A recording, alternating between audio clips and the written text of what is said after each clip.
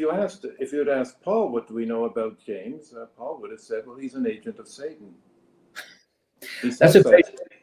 Well, where does he say that? He says that in 2 Corinthians. Right. Anyway, so, that's like a Catholic archbishop, castigating the Pope as an agent of Satan. I mean, James is the authoritative leader in the first 3 decades of early post-Jesus death religion. Now, we say that this movement died out, but many people speak of a group of believers called the Ebionites. Now, who are these people? What do they believe? And why are they so significant for this story? The Ebionites likely came about as a result of James's movement. During the first Jewish war against Rome, Christians, the followers of the Jesus movement, along with every other Jewish faction, were dispersed. Yeah. A rumor in the early church says that they went to Pella, which is in modern-day Jordan. But they were scattered, and they would be found eventually after Rome left the battles in Jerusalem and the Middle East. They would be found in Syria and Iraq and perhaps as far as Iran. That group, survived for several centuries, and it was always seen by what became the Christian church as a deviant sect. It was a sect of essentially Judaism. So it did not win. Paul won, I guess, because he had a more familiar message, and the converts that he made were not Jews, they were Gentiles, and Paul offered them salvation, a very easy religion, because all you had to do was to believe in the Christ. It had really a nice ancient pedigree. If you ignore a lot of differences, it hooks back into ancient Judaism of a sort, and a lot of Romans liked the idea of a pedigree and some sort of continuity. But Paul offered a very simple religion. Judaism is not a simple religion. No. But Christianity was. It was a matter of faith. So you had all the pedigree and the kudos of an ancient religion without all the burdensome laws and so on that had to follow. You just simply had to believe in Jesus, and that was your passport to heaven. What could be more attractive from one point of view, anyway? That's right. And you didn't have to do anything either. I mean, you have to do anything. No, it would be nice if you did something as a result of your faith, but it's your faith and faith alone that will give you the passage to salvation. Now, the Ebionites, if I can just come back to them, what did they believe about Jesus? Did they believe he was divine or the second person of the Trinity or anything like that? Or did they believe he was a prophet of God? The Ebionites would not have seen him as in any way a divinity. He was human.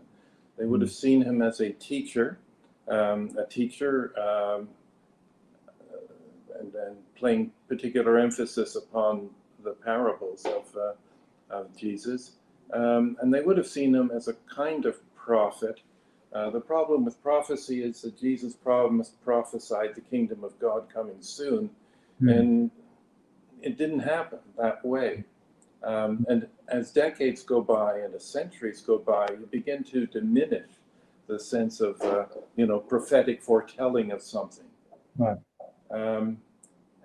So the Ebionites withered. There were other similar kind of groups, but they basically held to Jewish traditions and the hope that the kingdom of God would be made manifest at some point in the future. They were not Trinitarians. They did not believe in the Trinity or any of that kind of theology. That comes out of Paul. But they saw themselves as authentic followers of Jesus in the tradition, if we could put it this way, of James, ultimately, tracing their spiritual lineage back to Jerusalem, perhaps, in the first century, and James, brother of Jesus himself. Right. They would have seen themselves as the authentic followers of the religion of Jesus, the one that he taught and practiced. I mean, Jesus was Jewish, right? And Paul never really took that seriously. Hmm. One of the things, even his mother was Jewish. And those were fighting words. I mean, just 20 years ago, Bishop Spong in New Jersey gave a lecture on Mary, the mother of Jesus, mentioned that she was Jewish, and half his audience walked out. That's 20 years ago. So the Jewishness of Jesus was preserved within the Jamesian tradition and the Ebionites, but not so Paul. The impact of what Paul did was to deprive Jesus of any kind of Jewish stature. And this is a good segue into an important theme in your book, which is Christian anti-Semitism, and the way that anti-Semitism was a way of, de-Judaizing Jesus, removing the real Jewish origins of Jesus, and really solidifying it as a Gentile movement. But anti-Semitism in the Christian church has been a huge problem, and perhaps only very, very recently it's begun to dissipate, and there have been repentances aplenty from various church leaders anyway about this. But in what way was anti-Semitism used by the church, Paul's church, to reinforce its identity as a distinct movement? There are a number of different passages that we find in the Christian scriptures that indicate that early Christians who followed Paul really looked upon Judaism as a kind of a threat. And so as a threat, it has to be put down. The most famous one is the blood libel in Matthew, where a Jewish rabble is alleged to have said something like, "His blood be upon us and upon our children." And that one passage in Matthew has caused the death of tens of thousands of Jews over the centuries. But it's not the only passage. There are others in Galatians, for example, that talk about that the time of Torah is over, that it is no longer part of the dispensation and no longer part of the agreement with God.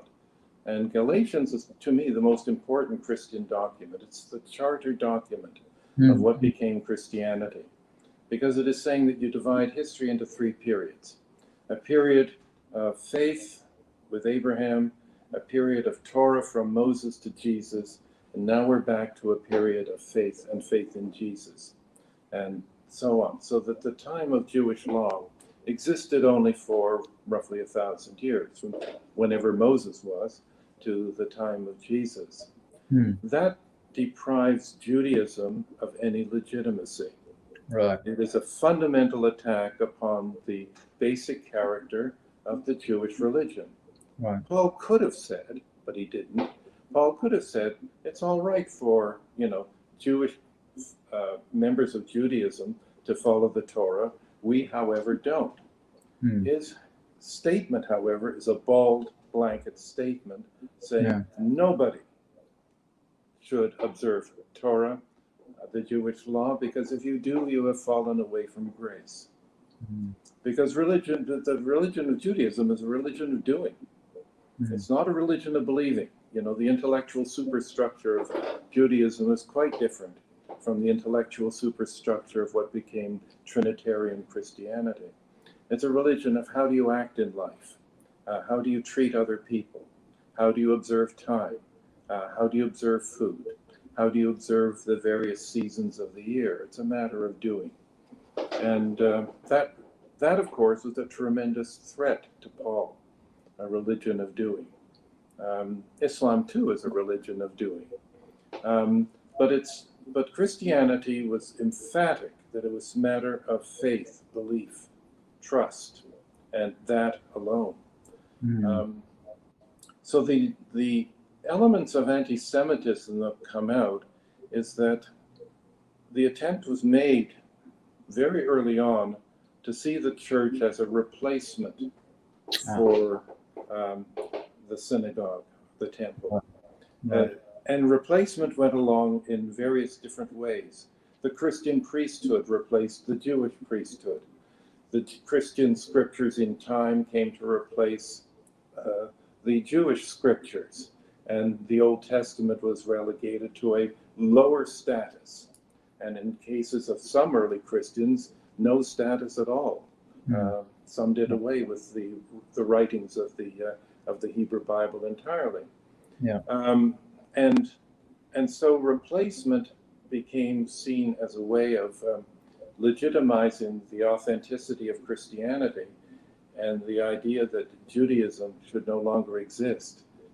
And I guess as a corollary of that there should be no Jews. Martin Luther, by the way, at the Protestant Reformation, recalled that there were still Jews in the world. And he wrote 2 books against the Jews, and they're some of the most nastiest forms of anti-Semitism.